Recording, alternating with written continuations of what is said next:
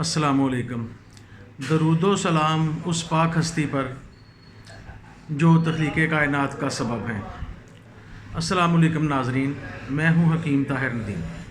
آج میں آپ کے ساتھ اس مرض کے بارے میں ڈسکس کروں گا کہ جس کو خاموش قاتل بھی کہا جاتا ہے، یعنی کہ بلند فشار خون، جس کو بلڈ پریشر بھی کہتے ہیں۔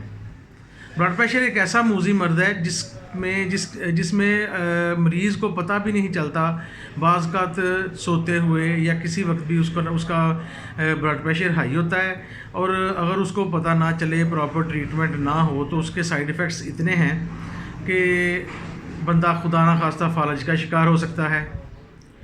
اس کے بعد گردوں پہ اثر ہو سکتا ہے، ہارٹ اٹیک، دل کا دورہ، شریان پھٹ سکتی ہے دماغ کی، اور بھی بہت سے اس کے نقصانات ہیں۔ اسی لیے اس کو خاموش قاتل کہا سکتا ہے، کیونکہ اس کے مریض کو بعض اوقات پتہ بھی نہیں چلتا کہ اس کا بلڈ پریشر، اس کا جو خون کا دوران ہے وہ زیادہ ہوا ہے۔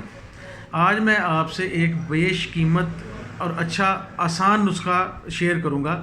آپ یعنی کہ اس نسخے کو آپ بڑے آرام سے بنا بھی سکتے ہیں گھر میں، اور استعمال بھی کر سکتے ہیں، اور اس موذی مرض سے چھٹکارا بھی حاصل کر سکتے ہیں۔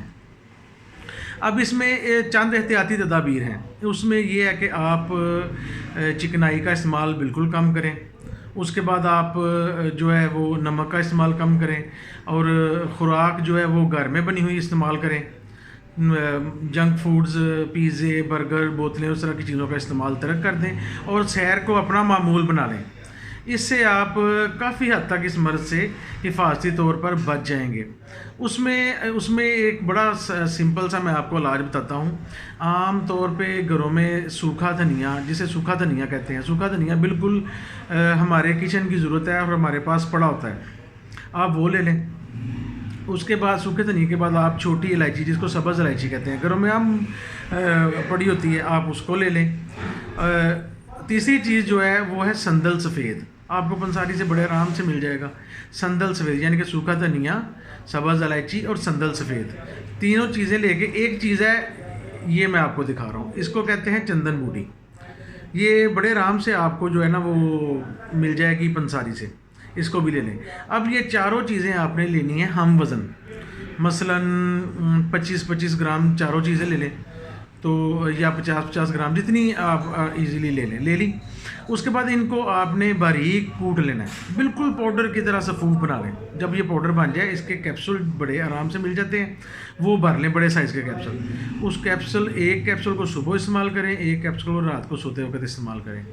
تو اس کے بعد آپ نے ایک کام اور کرنا ہے، آپ دیسی لہسن مل جاتا ہے، وہ لے لیں۔ دیسی لہسن کو چھیل لیں، اور چھیلنے کے بعد اس لہسن کو جو نا وہ کیا کہتے ہیں، ایک جالی کا کپڑا ہوتا ہے، ایک جالی کے کپڑے میں اس کو ڈال کر لٹکا دیں کسی خشک جگہ پہ جدھر دھوپ نہ پڑتی ہو۔ جب وہ خشک ہو جائے بالکل 2، 4، 5 یا 10 دنوں میں، جتنے بھی دنوں میں خشک ہو جائے، تو اس کو بھی باریک پیس کے اس کے بھی کیپسول ڈال لیں۔ اس ایک کیپسول کا بھی استعمال روزانہ وہ کریں، یعنی کہ ایک کیپسول جو میں نے 4 چیزیں آپ کو بتائی ہیں وہ صبح، اور ایک کیپسول رات کو، اور دونوں والا، اور ایک گارلک والا، تھوم والا۔ اس میں یہ ہے کہ گارلک کے ساتھ آپ کا ایک تو خون بھی پتلا رہے گا، اور آپ کا بلڈ پریشر بھی کنٹرول رہے گا۔ یہ 4 چیزیں بہت زبردست ہیں اور آزمائی ہوئی ہیں ہمارے دواخانے کی، ان کو استعمال کریں، اور انشاءاللہ تعالی آپ بلڈ پریشر جیسے موذی مرض سے محفوظ رہیں گے۔ لیکن اس میں یہ ہے کہ آپ دیکھیں، پرہیز علاج سے بہتر ہے۔